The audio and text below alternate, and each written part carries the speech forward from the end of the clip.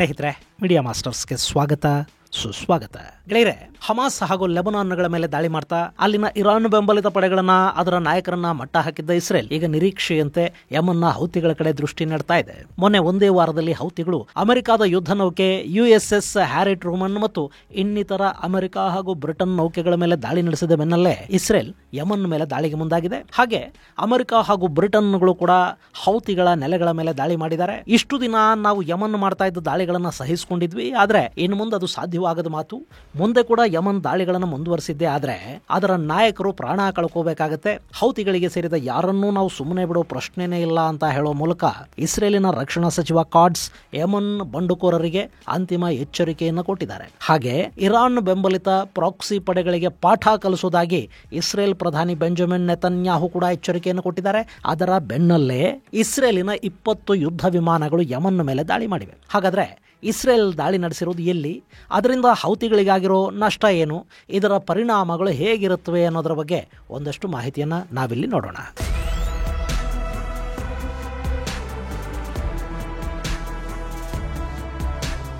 ಗೆಳೆಯರೆ, ಯಮನ್ ಅಂದ್ರೆ ನೀವಿಲ್ಲಿ ಮ್ಯಾಪಲ್ಲಿ ನೋಡ್ತಾ ಇದ್ದೀರಲ್ಲ, ಇದು ಹಾರ್ನ್ ಆಫ್ ಆಫ್ರಿಕಾದ ಪಕ್ಕದಲ್ಲಿ ಕೆಂಪು ಸಮುದ್ರದ ದಡದಲ್ಲಿನ ಯಮನ್ ಗಲ್ಫ್ ಆಫ್ ಎಡನ್ಗೆ ತೆರೆಕೊಂಡಿದೆ. ಇಲ್ಲಿ ಮೆಡಿಟರೇನಿಯನ್ ಸಮುದ್ರದ ಮೂಲಕ ಬರೋ ವ್ಯಾಪಾರಿ ಹಡಗುಗಳು ಹಾಗೂ ಹಿಂದೂ ಮಹಾಸಾಗರದ ಮೂಲಕ ಯುರೋಪ್ ಅನ್ನ ತಲುಪೋದಿಕ್ಕೆ ಕೆಂಪು ಸಮುದ್ರವನ್ನ ಪ್ರವೇಶ ಮಾಡೋ ವ್ಯಾಪಾರಿ ಹಡಗುಗಳು ಈ ಯಮನ್ ಹಾಗೂ ಆಫ್ರಿಕಾ ಖಂಡದ ನಡುವಿನ ಈ ಮಾರ್ಗದಲ್ಲಿ ಹೋಗಬೇಕು. ಇದು ಅತಿ ಹೆಚ್ಚು ವ್ಯಾಪಾರಿ ಹಡಗುಗಳು ಸಂಚರಿಸುವ ಹಾಗೂ ಈಜಿಪ್ಟ್ಗೆ ಅತಿ ಹೆಚ್ಚು ಲಾಭವನ್ನ ತಂದುಕೊಡುವ ವ್ಯಾಪಾರಿ ಮಾರ್ಗ. ಇಲ್ಲಿ ಇಷ್ಟು ದಿನ ಬರೀ ಕಡಲ್ಗಳ್ಳರ ಹಾವಳಿ ಮಾತ್ರ ಇರ್ತಾ ಇತ್ತು.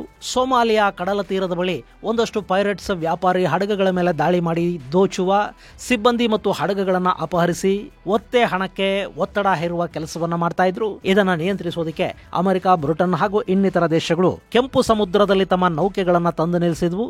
ಅದರ ಜೊತೆಗೆ ಭಾರತದ ನೌಕಾಪಡೆಗಳು ಕೂಡ ಆ ಭಾಗದಲ್ಲಿ ತುಂಬಾ ಆಕ್ಟಿವ್ ಆಗಿರೋದ್ರಿಂದ, ಸಾಕಷ್ಟು ಕಾರ್ಯಾಚರಣೆಗಳನ್ನು ಕೂಡ ಮಾಡ್ತಾ ಇರೋದ್ರಿಂದ ಅಲ್ಲಿಗ ಕಡಲ್ಗಳ್ಳರ ಕಾಟ ಒಂದು ಹಂತಕ್ಕೆ ಕಡಿಮೆ ಆಗಿದೆ. ಆದರೆ ಯಮನ್ನ ಹೌತಿಗಳ ಕಾಟ ಅಲ್ಲಿ ಶುರುವಾಗಿದೆ. ಅದರಲ್ಲೂ ಕಳೆದ ವರ್ಷದಿಂದ ಇಸ್ರೇಲ್ ಮೇಲೆ ಗಾಜಾ ಮೂಲದ ಹಮಾಸ್ ದಾಳಿ ಮಾಡಿ ಅದಕ್ಕೆ ಪ್ರತೀಕಾರವಾಗಿ ಇಸ್ರೇಲ್ ಗಾಜಾದ ಮೇಲೆ ದಾಳಿಯನ್ನ ಆರಂಭ ಮಾಡಿದ ನಂತರ ಇಲ್ಲಿ ಇಸ್ರೇಲ್ ಹಾಗೂ ಮಿತ್ರ ದೇಶಗಳನ್ನ ಗುರಿಯಾಗಿಸಿಕೊಂಡು ಹೌತಿಗಳು ದಾಳಿಯನ್ನ ಶುರು ಮಾಡಿದ್ದಾರೆ. ಅದರಲ್ಲೂ ವಿಶೇಷವಾಗಿ ಈ ಮಾರ್ಗದಲ್ಲಿ ಸಂಚರಿಸುವ ಪಶ್ಚಿಮ ದೇಶಗಳ ವ್ಯಾಪಾರಿ ನೌಕೆಗಳು ಸತತ ದಾಳಿಗೆ ಈಡಾಗ್ತಾ ಇವೆ. ಈ ಹೌತಿ ಅನ್ನೋದು ಇರಾನ್ ಬೆಂಬಲಿತ ಪಡೆ. ಇದು ಯಮನ್ನಲ್ಲಿ ಸರ್ಕಾರವನ್ನ ಪದಚ್ಯುತಗೊಳಿಸಿ ಅಲ್ಲಿನ ಅಧಿಕಾರವನ್ನ ತನ್ನ ಕೈಗೆ ತಗೊಂಡಿದೆ. ಇದೊಂದು ಅಪ್ಪಟ ಶಿಯಾ ಸಂಘಟನೆ. ಇದರ ಹಿಂದೆ ಇರಾನ್ ಇದೆ.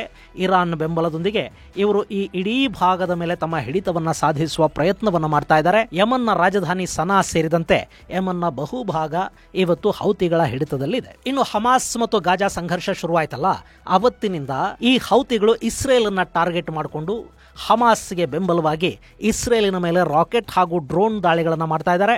ಜೊತೆಗೆ ಈ ಮಾರ್ಗದಲ್ಲಿ ಬರುವ ವ್ಯಾಪಾರಿ ಹಡಗುಗಳು ಕೂಡ ಹೌತಿಗಳ ದಾಳಿಗೆ ತುತ್ತಾಗ್ತಾ ಇವೆ. ಈ ಹೌತಿ ದಾಳಿಯನ್ನ ನಿಯಂತ್ರಿಸುವ ಸಲುವಾಗಿನೇ ಈಗ ಅಮೆರಿಕ ಹಾಗೂ ಬ್ರಿಟನ್ನ ಯುದ್ಧ ನೌಕೆಗಳು ಕೆಂಪು ಸಮುದ್ರದಲ್ಲಿ ಬೀಡು ಬಿಟ್ಟಿವೆ ಮತ್ತು ಯಮನ್ನಿಂದ ಇಸ್ರೇಲ್ ಕಡೆಗೆ ಹಾಗೆ ಯಮನ್ನಿಂದ ವ್ಯಾಪಾರಿ ಹಡಗುಗಳ ಮೇಲೆ ಹಾರಿ ಬರುವ ರಾಕೆಟ್ಗಳನ್ನ, ಡ್ರೋನ್ಗಳನ್ನ ತಡೆಯುವ ಪ್ರಯತ್ನವನ್ನ ಈ ಯುದ್ಧ ನೌಕೆಗಳು ಮಾಡ್ತಾ ಇವೆ. ಇಷ್ಟೆಲ್ಲ ಪ್ರಯತ್ನಗಳ ನಡುವೆ ಕೂಡ ಹೌತಿಗಳ ದಾಳಿ ಇಸ್ರೇಲ್ ಮೇಲೆ ನಿಂತಿಲ್ಲ.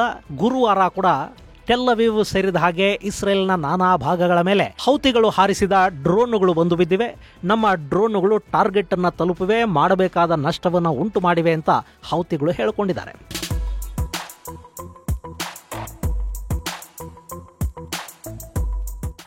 ಇತ್ತೀಚೆಗೆ ಹೌತಿಗಳ ದಾಳಿ ಇಸ್ರೇಲ್ ಮೇಲೆ ತೀವ್ರವಾಗ್ತಾ ಇದೆ. ಆದರೂ ಇಸ್ರೇಲ್ ಯಮನ್ನ ಮೇಲೆ ತೀವ್ರ ಪ್ರಮಾಣದ ಪ್ರತಿದಾಳಿ ನಡೆಸೋದಕ್ಕೆ ಮುಂದಾಗಿರಲಿಲ್ಲ. ಅದಕ್ಕೆ ಸಾಕಷ್ಟು ಭೌಗೋಳಿಕ ಕಾರಣಗಳು ಕೂಡ ಇವೆ. ಯಮನ್ ಮತ್ತು ಇಸ್ರೇಲ್ನ ನಡುವೆ ಸಾಕಷ್ಟು ದೂರ ಇದೆ.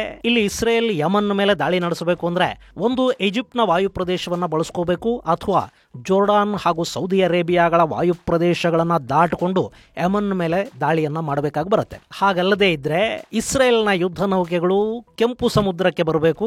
ಅಲ್ಲಿ ಬ್ರಿಟನ್ ಹಾಗೂ ಅಮೆರಿಕದ ಯುದ್ಧ ನೌಕೆಗಳು ನಿಂತಿವೆ. ಅವರ ಜೊತೆಗೂಡಿ ಜಂಟಿ ದಾಳಿಯನ್ನ ನಡೆಸಬೇಕಾಗಿ ಬರುತ್ತೆ. ಈ ಯಾವುದೇ ಪ್ರಯತ್ನ ಮಾಡಿದ್ರೂ ಕೂಡ ಇಸ್ರೇಲ್ ಕನಿಷ್ಠ 2000 ಕಿಲೋಮೀಟರ್ಗಳಷ್ಟು ದೂರವನ್ನ ದಾಟಬೇಕಾಗಿ ಬರುತ್ತೆ. ಇಲ್ಲಿ ಯಾವುದೇ ದೇಶದ ವಾಯು ಪ್ರದೇಶವನ್ನ ಬಳಸ್ಕೊಳ್ಳೋದಕ್ಕೆ ಇಸ್ರೇಲ್ ಆ ದೇಶಗಳ ಅನುಮತಿಯನ್ನು ಕೂಡ ಪಡ್ಕೋಬೇಕು. ಇದು ಸಾಧ್ಯವಾಗದೇ ಇದ್ದ ಕಾರಣಕ್ಕೇನೆ ಇಸ್ರೇಲ್ ಇಷ್ಟು ದಿನಗಳ ಕಾಲ ಹೌತಿಗಳು ಮಾಡ್ತಾ ಇದ್ದ ದಾಳಿಗಳನ್ನ ಸಹಿಸಿಕೊಂಡು ಹೌತಿಗಳ ಮೇಲೆ ನೇರವಾಗಿ ದಾಳಿ ಮಾಡದೆ ಕಾಯ್ತಾ ಕೂತ್ಕೊಂಡಿತ್ತು. ಈ ಮಧ್ಯೆ ಈಜಿಪ್ಟ್ ಅನ್ನ ಹೌತಿಗಳ ವಿರುದ್ಧ ಎತ್ತಿಕಟ್ಟುವ ಮತ್ತು ಈಜಿಪ್ಟ್ ಮೂಲಕ ಹೌತಿಗಳ ಮೇಲೆ ದಾಳಿ ನಡೆಸುವ ಪ್ರಯತ್ನವೊಂದನ್ನು ಕೂಡ ಇಸ್ರೇಲ್ ಮಾಡ್ತು. ಆದ್ರೆ ಅದು ಕೂಡ ಇದುವರೆಗೆ ಸಂಪೂರ್ಣವಾಗಿ ಕಾರ್ಯರೂಪಕ್ಕೆ ಬಂದಂತೆ ಕಾಣ್ತಾ ಇಲ್ಲ. ಯಾಕೆಂದ್ರೆ ಇಲ್ಲಿ ಕೆಂಪು ಸಮುದ್ರದಲ್ಲಿ ಸಂಚರಿಸುವ ವ್ಯಾಪಾರಿ ಹಡಗುಗಳ ಮೇಲೆ ಹೌತಿಗಳು ನಿರಂತರವಾಗಿ ದಾಳಿ ಮಾಡ್ತಾ ಇರೋದ್ರಿಂದ ನೇರವಾಗಿ ಇಲ್ಲಿ ನಷ್ಟಕ್ಕೀಡಾಗೋದು ಈಜಿಪ್ಟ್. ಸೊ ಈಜಿಪ್ಟೇ ಹೌತಿಗಳ ವಿರುದ್ಧ ದಾಳಿ ಮಾಡಿದ್ರೆ ಶಿಯಾ ಮತ್ತು ಸುನ್ನಿ ದೇಶಗಳ ನಡುವೆ ಒಂದು ಯುದ್ಧ ನಡೆಯುತ್ತೆ. ಅಲ್ಲಿ ಯಹೂದಿಗಳ ಅಥವಾ ಇಸ್ರೇಲ್ನ ಪಾತ್ರ ನೇರವಾಗಿ ಇಲ್ಲದೆ ಕೂಡ ಒಂದು ಯುದ್ಧ ಆಗಿಬಿಡುವ ಸಾಧ್ಯತೆಗಳ ಬಗ್ಗೆ ಒಂದಷ್ಟು ಪ್ರಯತ್ನಗಳು ನಡೆದವು. ಆದ್ರೆ ಅದಿನ್ನೂ ಕಾರ್ಯರೂಪಕ್ಕೆ ಬಂದಂತಿಲ್ಲ. ಈ ಮಧ್ಯೆ ಹೌತಿಗಳ ದಾಳಿಗಳು ಮಾತ್ರ ತೀವ್ರವಾಗ್ತಾ ಹೋಗ್ತಾ ಇವೆ. ಹೀಗಾಗಿ ಇಸ್ರೇಲ್ ಹೌತಿಗಳ ವಿರುದ್ಧ ಪ್ರತೀಕಾರಕ್ಕೆ ಬಿದ್ದಂತೆ ಕಾಣ್ತಾ ಇದೆ. ಇನ್ನು ಗುರುವಾರ ಹೌತಿಗಳ ಡ್ರೋನುಗಳು ಇಸ್ರೇಲ್ನ ಟೆಲ್ ಅವೀವ್ ಮೇಲೆ ದಾಳಿ ಮಾಡಿವೆ. ಅದರ ಜೊತೆಗೆ ಹೌತಿಗಳು ಹಾರಿಸಿದ ಮತ್ತೆ ಕೆಲ ಡ್ರೋನುಗಳು ಅಮೆರಿಕದ ಯುದ್ಧ ನೌಕೆಗಳ ಮೇಲೆ ಕೂಡ ದಾಳಿ ಮಾಡಿರುವುದಾಗಿ ಹೌತಿ ಪಡೆಗಳು ಹೇಳಿಕೊಂಡಿವೆ. ಇನ್ನು ಇದಕ್ಕೆ ಪ್ರತೀಕಾರವಾಗಿ ಅಮೆರಿಕ ಹಾಗೂ ಬ್ರಿಟನ್ನ ಪಡೆಗಳು ಯಮನ್ ಮೇಲೊಂದಷ್ಟು ದಾಳಿಗಳನ್ನು ನಡೆಸಿವೆ. ಅದಕ್ಕಿಂತ ಹೆಚ್ಚಾಗಿ ಇಸ್ರೇಲ್ ತನ್ನ 20 ಯುದ್ಧ ವಿಮಾನಗಳನ್ನು ಬಳಸಿ ಹೌತಿಗಳಿಗೆ ಸೇರಿದ ನೌಕಾ ನೆಲೆಗಳನ್ನ, ಬಂದರುಗಳನ್ನ ಹಾಗೂ ವಿದ್ಯುತ್ ತಯಾರಿಕಾ ಘಟಕಗಳನ್ನ ಗುರಿಯಾಗಿಸಿಕೊಂಡು ದಾಳಿಯನ್ನು ಮಾಡಿದೆ. ಇಸ್ರೇಲ್ ಏರ್ಫೋರ್ಸ್ನ F-16 ಫೈಟರ್ ಜೆಟ್ಗಳು ಅಲ್ಲಿನ ರಾಮೋನ್ ಏರ್ಬೇಸ್ ನಿಂದ ಯಮನ್ ಕಡೆಗೆ ಹೊರಟಿವೆ. ಹೀಗೆ ದಾಳಿಗೆ ಹೊರಟಿದ್ದು 20 ಯುದ್ಧ ವಿಮಾನಗಳು, ಅದರಲ್ಲಿ ಫೈಟರ್ ಜೆಟ್ಸ್ ಇದ್ವು, ರಿಫ್ಯೂಲಿಂಗ್ ಮತ್ತು ಸ್ಪೈ ವಿಮಾನಗಳು ಕೂಡ ಇದ್ವು. ಈ ವಾಯುಪಡೆಯ ಯುದ್ಧ ವಿಮಾನಗಳು ಸುಮಾರು 50 ಬಾಂಬುಗಳನ್ನ ಅತಿ ಮುಖ್ಯ ಟಾರ್ಗೆಟ್ಗಳ ಮೇಲೆ ಕೆಡವಿ ಬಂದಿರೋದಾಗಿ ಹೇಳಲಾಗ್ತಾ ಇದೆ. ಅದಕ್ಕೆ ಸಂಬಂಧಪಟ್ಟ ಒಂದಷ್ಟು ವಿಡಿಯೋಗಳನ್ನು ಕೂಡ ಇಸ್ರೇಲ್ ಬಿಡುಗಡೆ ಮಾಡಿದೆ. ಅದರಲ್ಲಿ ರಾಮೋನ್ ಏರ್ಬೇಸ್ ನಿಂದ ಯುದ್ಧ ವಿಮಾನಗಳು ಹೊರಡ್ತಾ ಇರೋದು ಮತ್ತು ಆಗಸದಲ್ಲಿ ರಿಫ್ಯೂಲಿಂಗ್ ಮಾಡಿಕೊಳ್ತಾ ಇರೋ ವಿಡಿಯೋಗಳನ್ನು ಕೂಡ ಇಸ್ರೇಲ್ ಬಿಡುಗಡೆ ಮಾಡಿದೆ.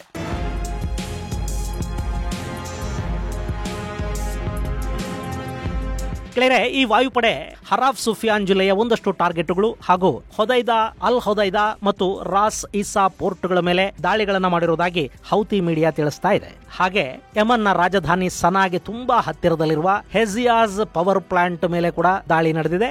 ಈ ಹೆಜಿಯಾಜ್ ಪವರ್ ಪ್ಲಾಂಟ್ ಅನ್ನೋದು ಸನಾ ನಗರಕ್ಕೆ ಮತ್ತು ಹೌತಿ ಮಿಲಿಟರಿ ಬೇಸ್ಗಳೇನಿವೆ ಅವುಗಳಿಗೆ ಅತಿ ಮುಖ್ಯವಾಗಿ ವಿದ್ಯುತ್ ಅನ್ನ ಸರಬರಾಜು ಮಾಡುವ ಘಟಕ ಅಂತ ಹೇಳ್ತಾರೆ. ಅದರ ಮೇಲೆ ಕೂಡ ದಾಳಿ ನಡೆದಿದ್ದು ಅದನ್ನ ಸಂಪೂರ್ಣವಾಗಿ ನಾಶ ಮಾಡಲಾಗಿದೆ ಅಂತ ಹೇಳಲಾಗ್ತಾ ಇದೆ. ಇನ್ನು ಅಲ್ ಹೊದೈದ್ ಹಾಗೂ ರಾಸ್ ಇಸಾ ಪೋರ್ಟ್ಗಳು, ನೀವಿಲ್ಲಿ ಮ್ಯಾಪ್ ಅಲ್ಲಿ ನೋಡ್ತಾ ಇದ್ದೀರಲ್ಲ, ಇದು ಅಲ್ ಹೊದೈದ್ ಪೋರ್ಟ್. ಕೆಂಪು ಸಮುದ್ರದ ದಡದಲ್ಲಿರುವ ಈ ಪೋರ್ಟ್ ಅಲ್ಲಿ ಹೌತಿಗಳು ತಮ್ಮ ಆಯುಧಾಗಾರಗಳನ್ನ ಹೊಂದಿದ್ದಾರೆ ಮತ್ತು ಇಲ್ಲಿಂದಲೇ ಅವರು ಇಸ್ರೇಲ್ನ ಮೇಲೆ ಜೊತೆಗೆ ಈ ಮಾರ್ಗದಲ್ಲಿ ಸಂಚರಿಸುವ ವ್ಯಾಪಾರಿ ಹಡಗುಗಳ ಮೇಲೆ ಆಗಾಗ ದಾಳಿ ಮಾಡ್ತಾ ಇರ್ತಾರೆ. ಇನ್ನು ಇಲ್ಲಿ ನೀವು ನೋಡ್ತಾ ಇದ್ದೀರಲ್ಲ, ಇದು ರಾಸ್ ಇಸ್ಸಾ ಪೋರ್ಟ್. ಇದು ಯಮನ್ನ ಮುಖ್ಯ ಭೂಮಿಯಿಂದ ಕೆಂಪು ಸಮುದ್ರದ ಕಡೆಗೆ ಚಾಚಿಕೊಂಡಿರುವ ಈ ಭಾಗದಲ್ಲಿ ಹೌತಿಗಳು ಮತ್ತೊಂದು ಬಂದರನ್ನ ಮತ್ತು ಸೇನಾ ನೆಲೆಯನ್ನ ಹೊಂದಿದ್ದಾರೆ. ಇಲ್ಲಿ ಕೂಡ ಅವರ ಆಯುಧಾಗಾರಗಳು, ರಾಕೆಟ್ಗಳು, ಡ್ರೋನ್ಗಳು ಇವೆ ಅಂತ ಹೇಳಲಾಗುತ್ತೆ. ಈ ಎರಡೂ ಬಂದರುಗಳ ಮೇಲೆ ಇಸ್ರೇಲಿ ಪಡೆಗಳು ದಾಳಿಯನ್ನ ಮಾಡಿವೆ. ಈ ಬಗ್ಗೆ ಹೌತಿ ಟೆಲಿವಿಷನ್ ಅಲ್ ಮಸಿರಾ ವರದಿಯನ್ನ ಬಿತ್ತರಿಸಿದೆ. ಅವರು ಹೇಳಿರೋ ಪ್ರಕಾರ ಅಮೆರಿಕ ಮತ್ತು ಬ್ರಿಟನ್ ಪಡೆಗಳು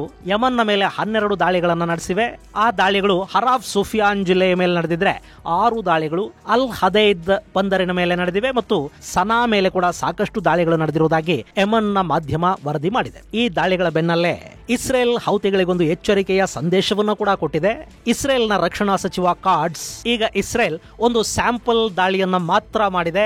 ಹೌತಿಗಳು ತಮ್ಮ ದಾಳಿಗಳನ್ನ ಮುಂದುವರಿಸಿದ್ರೆ, ಅವರು ಇಸ್ರೇಲ್ ವಿರುದ್ಧ ಪ್ರತೀಕಾರಕ್ಕೆ ಮುಂದಾದ್ರೆ ದಾಳಿಗಳ ತೀವ್ರತೆ ಮತ್ತಷ್ಟು ಹೆಚ್ಚಾಗುತ್ತೆ. ಅದಕ್ಕಿಂತ ಹೆಚ್ಚಾಗಿ ಹೌತಿ ಮುಖ್ಯಸ್ಥ ಅಬದ್ ಅಲ್ ಮಲಿಕ್ ಅಲ್ ಹೌತಿ ಸೇರಿದ ಹಾಗೆ ಯಾವೊಬ್ಬ ಹೌತಿ ಕಮಾಂಡರ್ ಅನ್ನ ಮತ್ತು ಹೌತಿ ಮುಖಂಡರನ್ನ ನಾವು ಬದುಕೋದಿಕ್ಕೆ ಬಿಡೋದಿಲ್ಲ, ಎಲ್ಲರನ್ನ ಜನ್ನತ್ ಪಾಲು ಮಾಡ್ತೀವಿ ಅಂತ ನೇರ ಎಚ್ಚರಿಕೆಯನ್ನ ಕೊಟ್ಟಿದ್ದಾರೆ.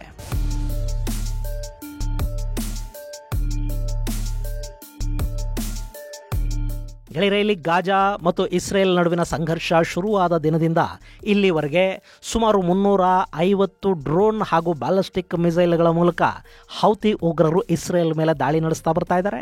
ಇಷ್ಟು ದಿನ ಗಾಜಾದಲ್ಲಿ ಹಮಾಸ್ ಉಗ್ರರ ಜೊತೆ ಮತ್ತು ಲೆಬನಾನ್ನಲ್ಲಿ ಹೆಜ್ಬುಲ್ಲಾಗಳ ಜೊತೆ ಕಾದಾಡ್ತಾ ಇದ್ದ ಇಸ್ರೇಲ್ ಹೌತಿಗಳ ಕಡೆಗೆ ಸಂಪೂರ್ಣವಾಗಿ ಗಮನ ಹರಿಸೋದಕ್ಕೆ ಸಾಧ್ಯ ಆಗಿರಲಿಲ್ಲ. ಈಗ ಹೌತಿಗಳ ಮೇಲೆ ಬೀಳೋದಕ್ಕೆ ಇಸ್ರೇಲ್ ಎಲ್ಲ ರೀತಿಯ ಸಿದ್ಧತೆಗಳನ್ನು ಮಾಡಿಕೊಂಡಿದೆ. ಜೊತೆಗೆ ಅಮೆರಿಕಾದಲ್ಲಿ ಕೂಡ ಆಡಳಿತ ಬದಲಾಗ್ತಾ ಇದೆ. ಜನವರಿ 20ರಂದು ಡೊನಾಲ್ಡ್ ಟ್ರಂಪ್ ಅಲ್ಲಿ ಅಧ್ಯಕ್ಷರಾಗಿ ಅಧಿಕಾರವನ್ನು ಸ್ವೀಕರಿಸುತ್ತಾರೆ. ಆ ನಂತರ ಇಸ್ರೇಲ್ ಹಾಗೂ ಮಧ್ಯಪ್ರಾಚ್ಯದ ಸಂಘರ್ಷ ಏನಿದೆ ಅದರ ದಿಕ್ಕು ಬದಲಾಗುವ ಸಾಧ್ಯತೆಗಳು ಕೂಡ ಇರುತ್ತವೆ. ಯಾಕೆಂದ್ರೆ ಈ ಹೌತಿ ಉಗ್ರರ ಕಾಟ ಬರೀ ಇಸ್ರೇಲ್ಗೆ ಮಾತ್ರ ಇಲ್ಲ, ಹೌತಿ ಉಗ್ರರಿಂದಾಗಿ ಸೌದಿ ಅರೇಬಿಯಾ ಕೂಡ ಸಾಕಷ್ಟು ದಾಳಿಗಳಿಗೆ ತುತ್ತಾಗ್ತಾ ಇದೆ. ಆದ್ರೆ ನೇರವಾಗಿ ಇಸ್ರೇಲ್ಗೆ ಬೆಂಬಲವನ್ನ ಕೊಡೋದಕ್ಕೆ ಇಲ್ಲಿ ಸೌದಿ ಸಿದ್ಧವಾಗ್ತಾ ಇಲ್ಲ. ಯಹೂದಿಗಳಿಗೆ ನೇರ ಬೆಂಬಲವನ್ನ ಕೊಟ್ರೆ ಇಸ್ಲಾಮಿಕ್ ಜಗತ್ತು ತಮ್ಮನ್ನ ದೂರ ಇಟ್ಟೀತು ಅನ್ನೋ ಆತಂಕಕ್ಕೆ ಸೌದಿ ಅರೇಬಿಯಾ ಬಿದ್ದಿದೆ. ಆದ್ರೆ ಅಮೆರಿಕಾದಲ್ಲಿ ಆಡಳಿತ ಬದಲಾವಣೆಯ ನಂತರ ಇಲ್ಲಿನ ಪರಿಸ್ಥಿತಿಗಳು ಕೂಡ ಒಂದಷ್ಟರ ಮಟ್ಟಿಗೆ ಬದಲಾಗುವ ಸಾಧ್ಯತೆಗಳು ಕಂಡು ಬರ್ತಾ ಇವೆ.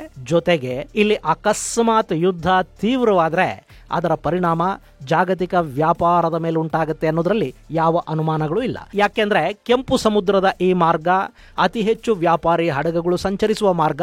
ಈಗಾಗಲೇ ಈ ಮಾರ್ಗದಲ್ಲಿ ಬರುವ ಹಡಗುಗಳ ಪ್ರಮಾಣ ಕಡಿಮೆ ಆಗ್ತಾ ಇದೆ. ಇದರ ಪರಿಣಾಮ ಪಶ್ಚಿಮದಿಂದ ಪೂರ್ವಕ್ಕೆ ಆಮದಾಗುವ ವಸ್ತುಗಳು, ಸರಕು ಸಾಮಗ್ರಿಗಳೇನಿವೆ ಅವುಗಳ ಬೆಲೆ ಏರಿಕೆ ಆಗ್ತಾ ಇದೆ. ಯಾಕೆಂದ್ರೆ ಇಲ್ಲಿ ಹಡಗುಗಳು ಆಫ್ರಿಕಾನ ಸುತ್ತ ಹಾಕೊಂಡು ಬರಬೇಕಾಗಿರೋದ್ರಿಂದ ಪ್ರಯಾಣದ ದೂರ ಮತ್ತು ವೆಚ್ಚ ಹೆಚ್ಚಾಗ್ತಾ ಇದೆ. ಇದರ ಪರಿಣಾಮ ಖರೀದಿದಾರರ ಮೇಲೆ ಉಂಟಾಗ್ತಾ ಇದೆ. ಹೀಗಾಗಿ ಕೆಂಪು ಸಮುದ್ರ ಉದ್ವಿಗ್ನಗೊಂಡ್ರೆ ಅದು ಜಾಗತಿಕ ಸಮುದ್ರ ವ್ಯಾಪಾರದ ಮೇಲೆ ತನ್ನ ಪ್ರಭಾವವನ್ನು ಬೀರುತ್ತೆ ಮತ್ತು ನಾವು ಆಮದು ಮಾಡಿಕೊಳ್ಳುವ ವಸ್ತುಗಳೇನಿವೆ ಅವುಗಳ ಬೆಲೆ ಹೆಚ್ಚಾಗುವ ಸಾಧ್ಯತೆಗಳನ್ನ ಇದು ಹೊಂದಿರುತ್ತೆ. ಇದು ನಮಗೆ ಮಾತ್ರ ಅಲ್ಲ, ಇಡೀ ಜಗತ್ತಿನ ಮೇಲೆ ಇದರ ಪರಿಣಾಮ ಉಂಟಾಗುತ್ತೆ. ಹೀಗಾಗಿನೇ ಕೆಂಪು ಸಮುದ್ರದ ಈ ಸಂಘರ್ಷ ಬೇಗ ಶಮನಗೊಳ್ಳಿ ಅಂತ ಜಗತ್ತು ಬಯಸ್ತಾ ಇದೆ. ಹಾಗಾಗಬೇಕು ಅಂದ್ರೆ ಒಂದು ಹೌತಿ ಹಾಗೂ ಇಸ್ರೇಲ್ ನಡುವಿನ ಸಂಘರ್ಷ ನಿಂತು ಹೋಗಬೇಕು ಅಥವಾ ಹೌತಿಗಳನ್ನ ಸಂಪೂರ್ಣವಾಗಿ ಮಟ್ಟ ಹಾಕುವ ಕೆಲಸ ಆಗಬೇಕು. ಈ ಎರಡರಲ್ಲಿ ಯಾವುದು ಬೇಗ ಆಗತ್ತೆ ಅನ್ನೋದನ್ನ ನಾವು ಕಾದು ನೋಡಬೇಕು. ಇದು ಗೆಳೆಯರೆ ಯಮನ್ನ ಹೌತಿಗಳ ಮೇಲೆ ಇಸ್ರೇಲ್ ಮಾಡಿರೋ ವಾಯುದಾಳಿಗೆ ಸಂಬಂಧಪಟ್ಟ ಒಂದಷ್ಟು ಮಾಹಿತಿ.